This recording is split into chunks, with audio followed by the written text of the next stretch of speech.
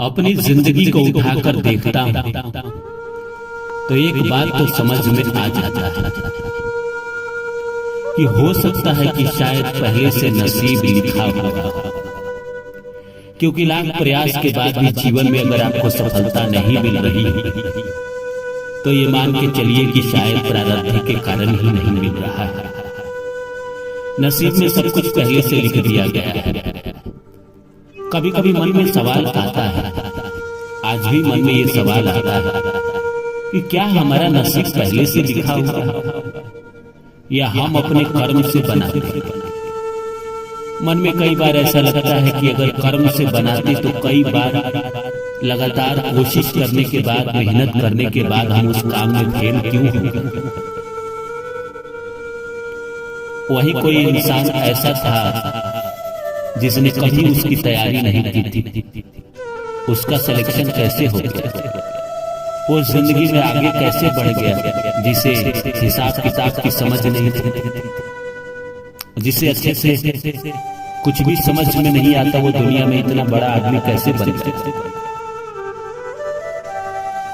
कभी कभी लगता है कि सब कुछ पहले से है, क्योंकि जीवन में इतनी सारी घटनाएं होती हैं, वो इंसान कौन चाहे कि हमारे साथ बुरा हो, और कौन जानबूझकर कर्म करेगा कि हाँ मैं जानबूझकर कर्म कर रहा हूं कि ताकि मेरी जिंदगी में दुख आए, परेशानी आए। कौन चाहेगा कि वो जिससे प्यार कर रहा है उसे छोड़ के वो चली जाए।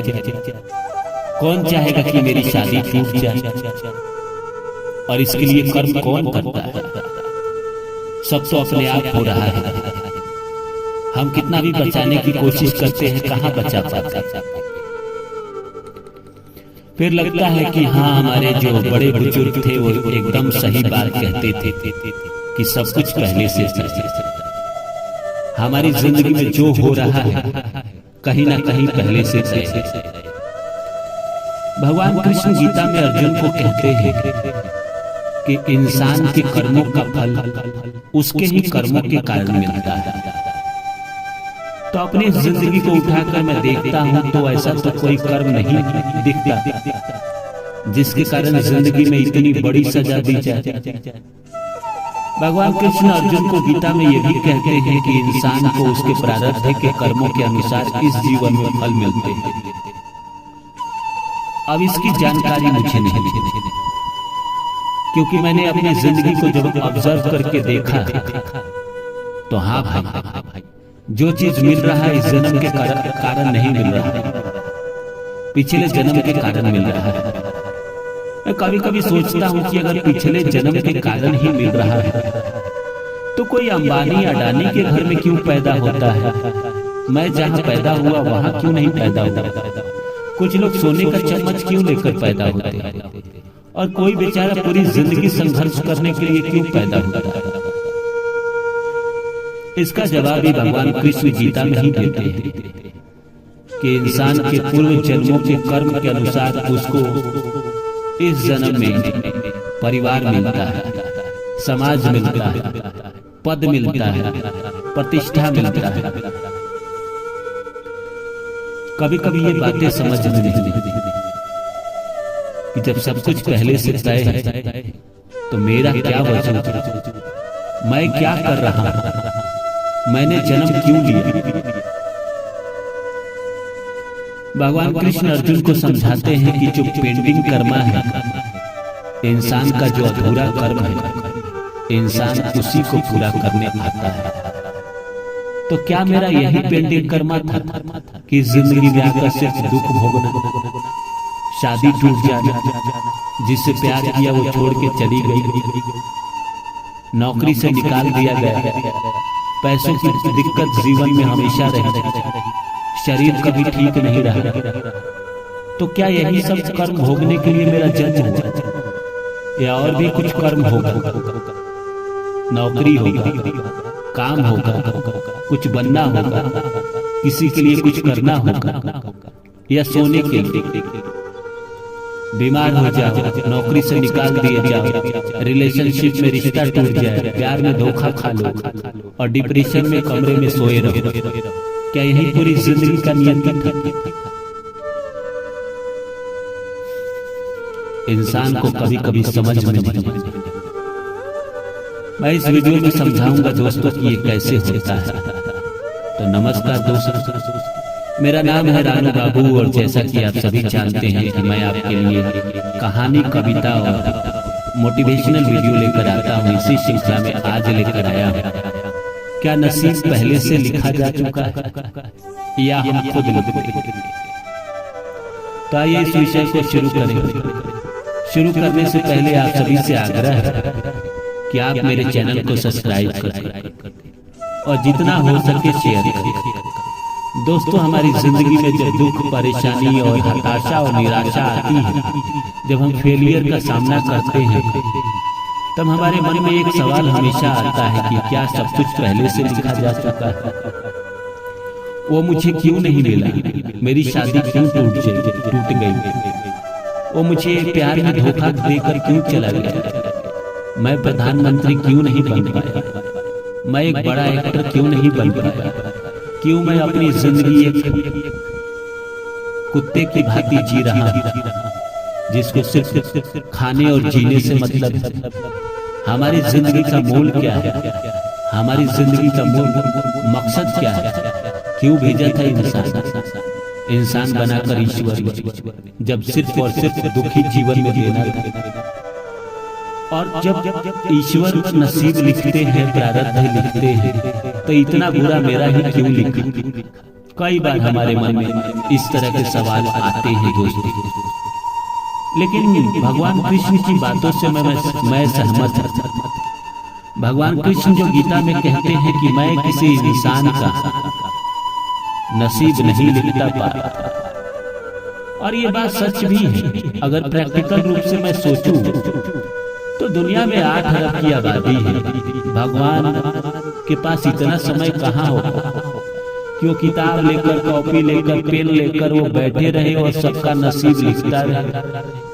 या जन्म के समय इतना सारा 13 लाख 14 लाख बच्चे रोज पैदा होते हैं और रोज ही उसका नसीब लिखता रहे, किसको अमीर बनाना है, किसको गरीब बनाना है? ये सब भगवान क्यों लिखेगा? अगर भगवान है तो सबको एक समान प्यार करता है, तो किसी का अच्छा और किसी का बुरा क्यों लिखेगा? वो सबका एक समान लिखेगा ना, तभी तो वो भगवान है। तो इसका जवाब भी मैंने ढूंढा। इंसान अपने ही कर्मों के कारण कहीं जन्म लेता है। जैसे जीवन में जो भी मेरे कर्म है, जिसका पेंडिंग कर्म मैं बना रहा हूं, जिस से मैं पैसे उधार ले रहा हूं या नहीं लौटा रहा हूं, या कोई मेरे लिए कुछ कर रहा है या मैं किसी के लिए कुछ कर रहा हूं, तो मैं एक नया पेंडिंग कर्म बना रहा हूं। यही आगे के जीवन में हमारा पेंडिंग कर्म होगा। इसी आधार पे जिंदगी चलती है। आपने जो पीछे जन्म में कर्म किए हैं, कई जन्मों के कर्म, उसी आधार पे ये जिंदगी दी। अगर आपने पुण्य किया था तो आपकी जिंदगी में पुण्य डाला गया, पाप किया था तो पाप डाला गया, और उसी आधार पे आपकी जिंदगी चल रही है। एक और बात मेरे मन में आता है कि मान लीजिए सिर्फ प्रारब्ध का ही इंसान भोग रहा है, तो फिर जीवन लेने का मूल क्या है? क्या मतलब है? हम तो आराम से घर में लेटे रहते हैं, काम करने की मुझे जरूरत क्या है? जब प्रारब्ध का कर्म आएगा तो मुझसे अपने आप करवा लेगा। मैं क्यों कर्म करूं? मैं आराम से खाना खाता हूं और अपने कमरे में लेटा रहता हूं। तो इसका भी जवाब भगवान कृष्ण ने गीता में दिया है कि पूर्व जन्म के कर्म के अनुसार आपके 50% ही कर्म होते हैं इस जिंदगी में। उसी 50% में पुण्य और पाप है, जिसमें 40% पुण्य है, 10% ही पाप को लेकर आता है। आप अपनी जिंदगी को देखिए, 90% आप पुण्य करते हैं, 10-15% पाप करते हैं। मैं हत्यारे और आतंकवादी की बात नहीं कर रहा हूं। अगर कोई किसी का हक ही मार लेता है तो क्या होगा? एक नेता अगर जनता की पैसे चोरी कर रहा है तो वो 10% 15% पाप है, वो किसी की हत्या नहीं कर रहा है। किसी को तड़पा नहीं रहा है। लोग आसानी से वो मूर्ख बना रहा है और लोग बन रहे हैं। शायद उसका इसीलिए जन्म हुआ है। तो इस जीवन में जो आपको 50% कर्मा दिया गया है, फ्री विल जिसको हम कहते हैं, वो आपके नए जीवन के लिए नया स्तंभ बनाएगा। आपका एफर्ट, आपका कर्मा आपकी जिंदगी में बहुत बड़ा रोल प्ले करता है। हर चीज नहीं लिखा हुआ है, लेकिन बहुत सारी चीजें लिख दी गई। जैसे कि मोटा मोटी आपके जीवन में 5-6 चीजें तो एकदम मान के चलिए कि आपका फिक्स है।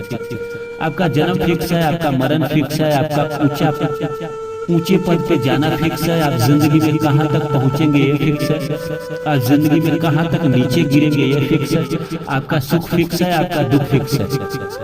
नहीं फिक्स है तो आप आध्यात्मिक जीवन जीना चाहते हैं, वो फिक्स नहीं है। आप ईश्वर की भक्ति करना चाहते हैं, वो फिक्स नहीं है। आप अपने आप को अच्छे इंसान बनाना चाहते हैं, ये सब फिक्स नहीं है। आप अपना डेली रूटीन अच्छा रखते हैं, बुरा रखते हैं, ये सब फिक्स नहीं है। फिक्स है आपका मोटा मोटा और पूर्व जन्म के कर्म के अनुसार। तो हम क्यों ना इस जन्म में ऐसे कर्म करें जिससे हमें आगे की जिंदगी में इस तरह की परेशानी और दुख ना देखना पड़े, आगे की जिंदगी में हमें रोना ना पड़े। देखिए, रोना तो तब भी पड़ेगा, क्योंकि आप उठा के देखिए, आपके जीवन में 20 साल सुख चलता है, 2 साल परेशानी आ जाती है, तो इंसान को लगता है कि मैंने जीवन में कभी सुख देखा ही नहीं। और तो छोटा मोटा जिंदगी में दुख आते रहते हैं। बस कोशिश करिए कि किसी का बुरा ना हो, जितना हो सके लोगों की मदद अगर कर सकते हैं तो कर दीजिए, ताकि आगे के जीवन में आपको ईश्वर और प्रारब्ध की तरफ से अच्छा जीवन मिले। उम्मीद करता हूँ मेरी बातें आप लोग को अच्छी लगी होगी। फिर मिलता हूँ किसी और वीडियो में, तब तक के लिए नमस्कार।